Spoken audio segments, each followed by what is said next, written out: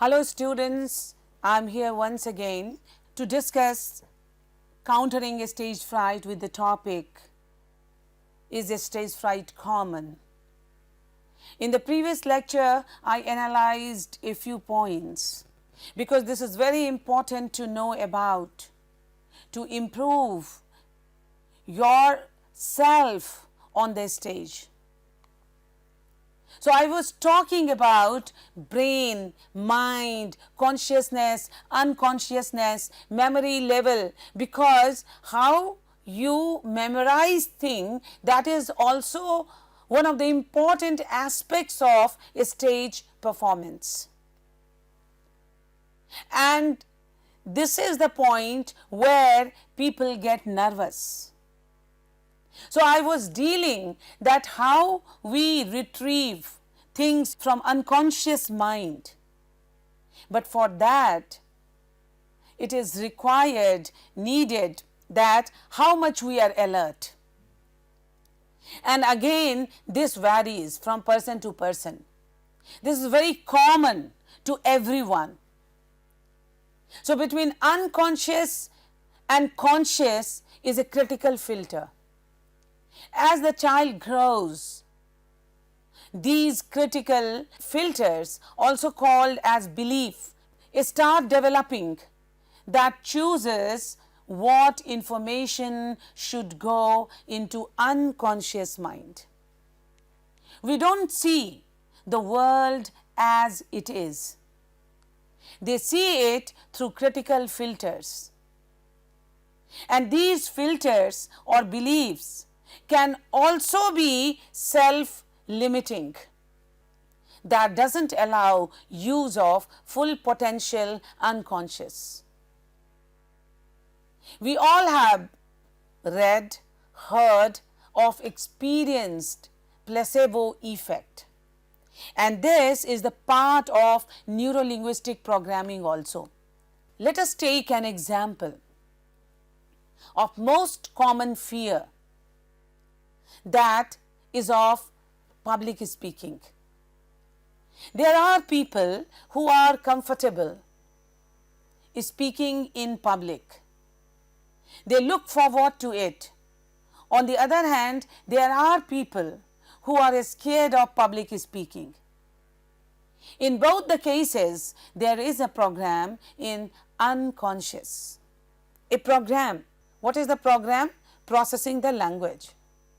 And in the first case, the person sees the audience in his mind clapping and appreciating him.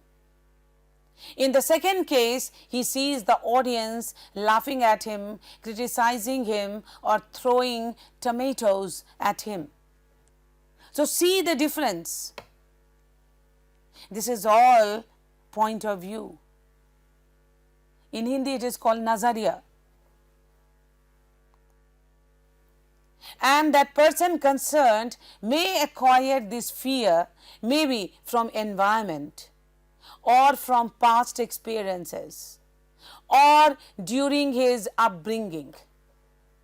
If we are able to change those pictures connected to public speaking and audience's reaction, the person who fears public speaking will be able to speak lot more confidently. We need to establish connection with the unconscious and change the programming. And in my experience as neuro-linguistic programmer, I have seen these self-limiting beliefs prevents people from utilizing their full potential.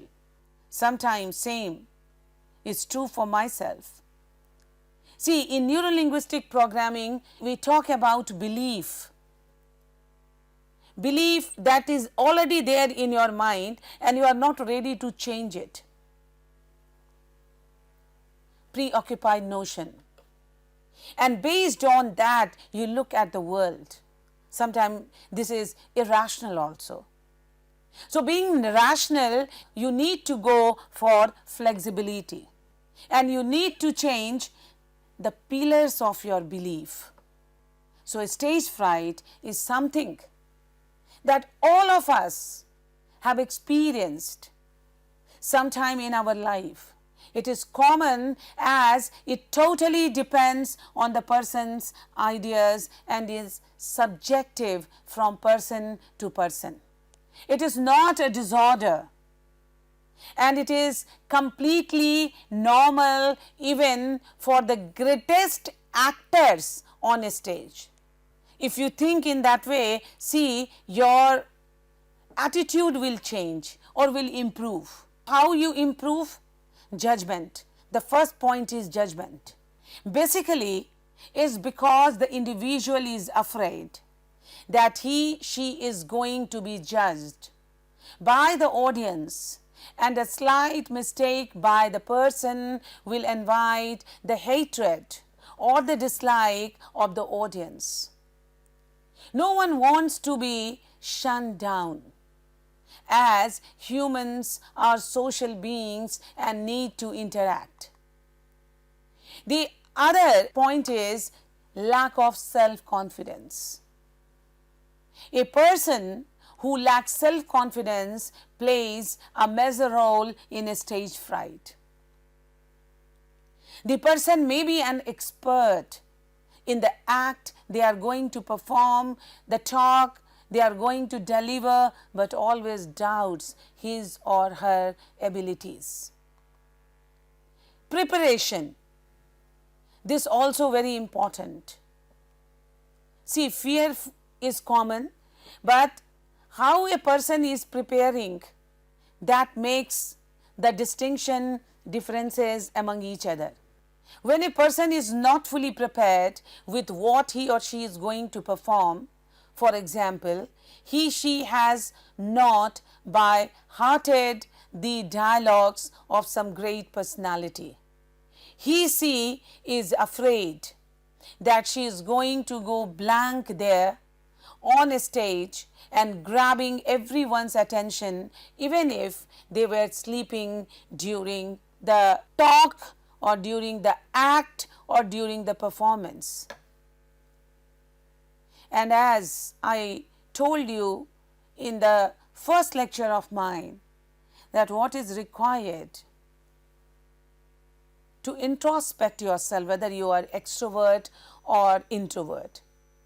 So, being an introvert, people who are naturally introverts find it difficult to face an audience and just don't want to do it. Even a group of more than 3 people makes them uncomfortable, and that is why it is said that, see, the personality traits.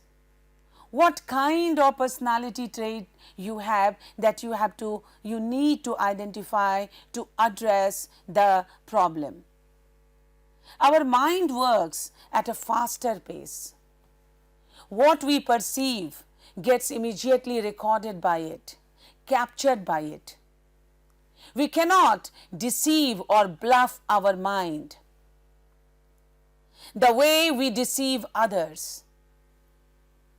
However, we can train it.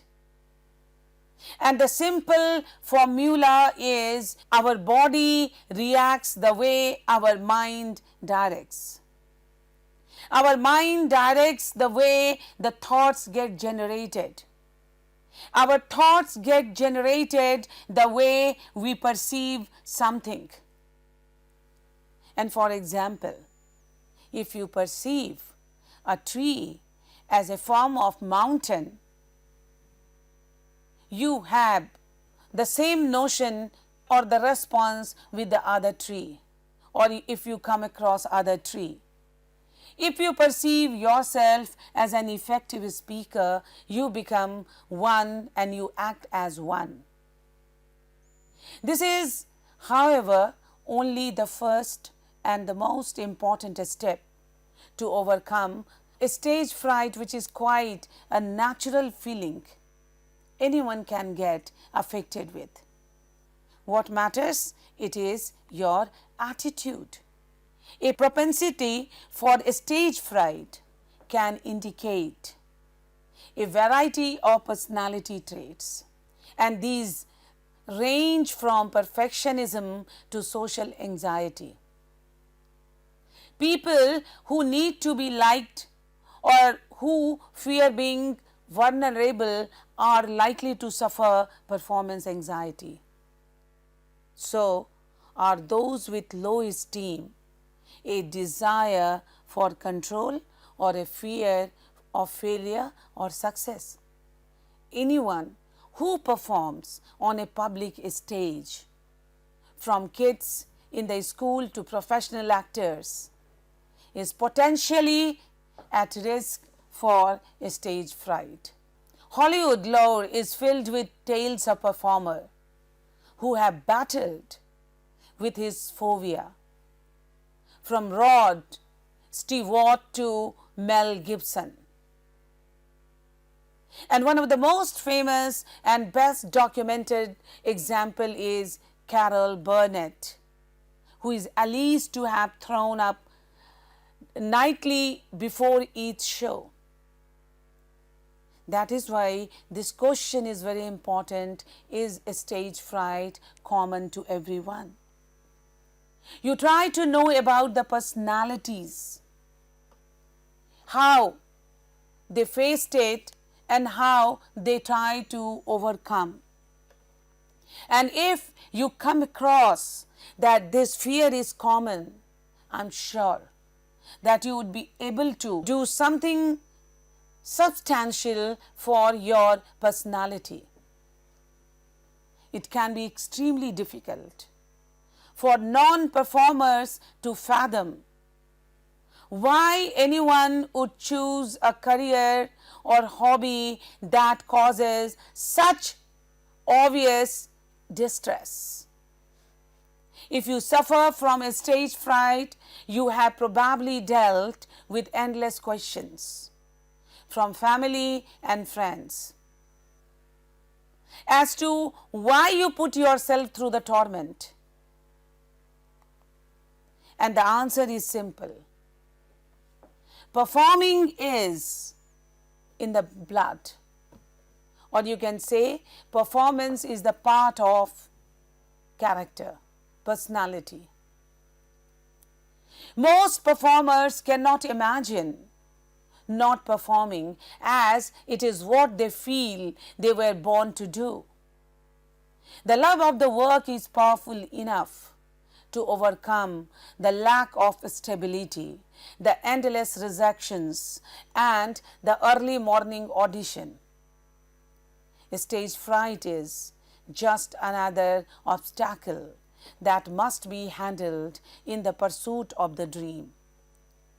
Stage fright tends to manifest somewhat differently than most phobias. Only rarely does the phobia actually impede the performer's ability to work. So instead, it tends to appear during the time leading up to the audition or performance.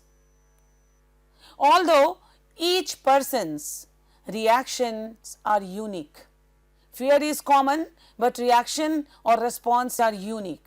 Most cases of a stage fright follow a reasonably predictable pattern. That is phobia. The phobia generally begins weeks or months before the performance, often manifesting as a low-level generalized anxiety. If you have this condition, you may begin to feel hyper alert, jumpy and full of energy. And as the date of the performance draws closer, the symptoms worsen. A few hours before showtime, you may experience more traditional phobia symptoms, including gastrointestinal problem, indigestion, such as vomiting, diarrhea, irritability, mood swing, tremor, and heart palpitations. When you take to the stage, though your performer instincts take over, most sufferers of a stage fright report that they have few, if any, symptoms during the performance. You will likely play off the energy of your audience, allowing yourself to fully go into character and forget about your earlier distress. Many performers experience a type of euphoria similar to a runner's high both during and after a show. This rush of hormone may partly explain why the symptoms of a stage fright so completely disappear when you actually confront the object of your phobia.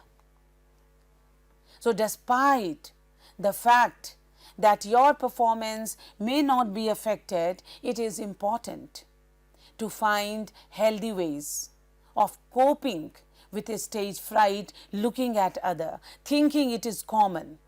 It is not something abnormal, unusual. Many performers turn to self-medication, with alcohol and drugs in an effort to dull the pain.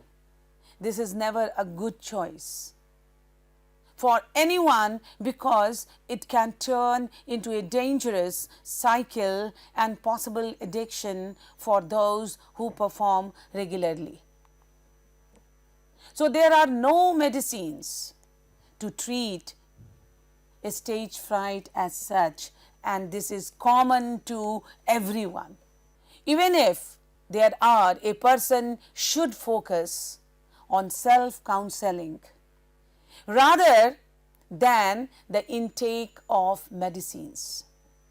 Performance anxiety is very much intertwined with a person's ego. It is an outcome of one's fear of failing to prove himself, herself in front of a crowd. Once we accept the fact that we are fallible creatures, we are like others, and wrap our heads around the saying, to err is human, we would be less fearful of making mistakes. In other words, we have to be confident and face our fears. So, I discussed phobia versus nervousness, but it is also important to know fear versus phobia. Fear protects you from danger. Phobia had little to do with danger. More than 19 million people worldwide have a phobia. Now see, this is again very important point. You are not alone who is suffering for this fear or phobia. So, they are suffering from phobia, an intense, irrational fear when they face a certain situation, activity or objects. With a phobia, you may know your anxiety and fear are not warranted, but you can't help the feelings, and they can be so intense they virtually paralyzed you. Try to find out how there are some people affected with different kind of phobia. You try to know. That is why in the previous lecture I presented some case study also. So, hundreds of different phobias have been identified, including phobophobia or fear of phobias, fear of fear. But when talking about phobias, which are a kind of anxiety disorder, experts divide them into three categories: agoraphobia, an intense anxiety in public place where an escape might be difficult; social phobia, a fear and avoidance of social situations; and a specific phobia, an irrational fear of specific objects or situation. So, see, all the three phobia, agoraphobia, social phobia, these are more or less the same for stage fear. Agoraphobia is very common, glossophobia is also there. What is agoraphobia? Agoraphobia is fear of public places.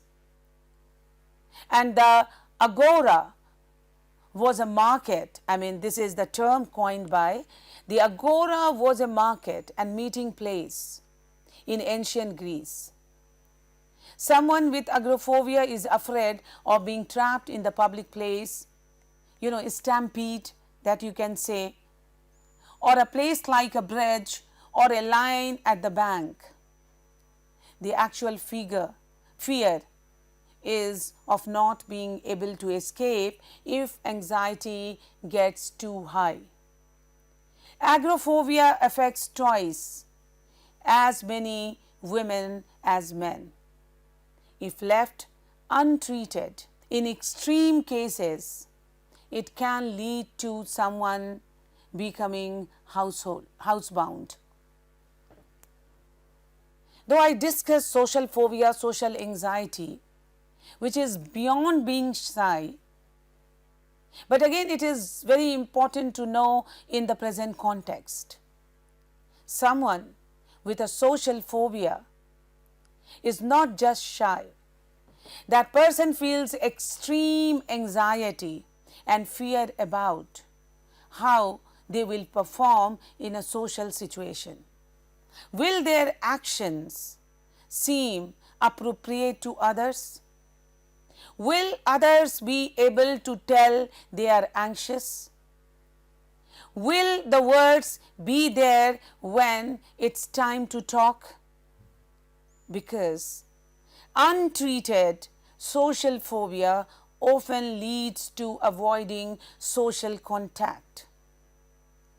It can have a major negative impact on a person's relationship and professional life. And you must have heard of claustrophobia, needing a way out. Claustrophobia, an abnormal fear of being in enclosed spaces, is a common specific phobia. A person with claustrophobia can't ride in elevators or go through tunnel without extreme anxiety, afraid of suffocating or being trapped. The person will avoid tight spaces and often engage in safety-seeking behavior such as opening windows or sitting near an exit. They may make the situation tolerable, but it doesn't relieve the fear. And acrophobia, that is the fear of height. You should know all these. Acrophobia is an excessive fear of heights and manifest as severe anxiety. A person would have an attack just walking up a stairs or climbing a ladder. This is a kind of attack. Sometimes the fear is so great a person can't move. Acrophobia can create a dangerous situation for someone who has it. An anxiety attack can make it extremely difficult to safely get down from whatever high place triggered the attack. Emetophobia, a gut feeling. This is again important for stage fear, and this is common to maximum people.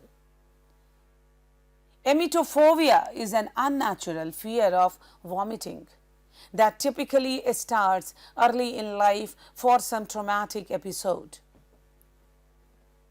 Like, someone may have witnessed a schoolmate vomiting in public or done so themselves. The anxiety can be triggered by thoughts of vomiting or thinking of somewhere such as a hospital where vomiting is common. And as with aerophobia, hypnotherapy is commonly used as the part of treatment. Carcinophobia, well, this is not very relevant while discussing about the fear of a stage performance, but even then you should know about it. What is this carcinophobia? People with carcinophobia live with an irrational dread of developing cancer.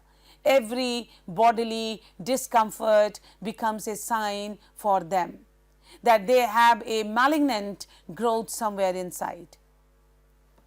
Fear psychosis, a headache, for instance, is a sign for them that they have a brain tumor. Cognitive therapy can help someone with carcinophobia regain control of their life. So, phobias from new to old. Someone who fears anything new has a neophobia, and someone who is afraid of growing old or afraid of old people has gerontophobia, somewhere in between. One may find himself, herself with several other phobias. Someone with odontophobia will go out of their way to avoid going to a dentist.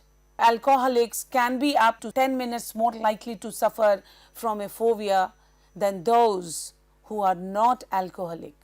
So, although phobias can be influenced by culture and triggered by life events, they tend to run in family. Some genetic. Immediate family members of people with phobias are about 3 times more likely to have a phobia than those without a family history.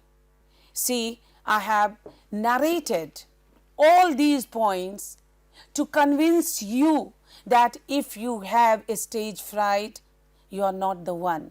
There are many who are suffering from this fear psychosis, the kind of phobia that compel a person not to perform in the right manner on the stage. So, it is common, but then there is a solution of everything on this earth with practice, with knowing other, with reading the case study, with knowing the stories from the person's mouth who is suffering from this fear psychosis of stage performance. You can develop your quality to be a good speaker, a good public speaker, a fine orator. With this, I conclude my lecture. Thank you very much. Let us meet another week with some other topic. Thank you very much.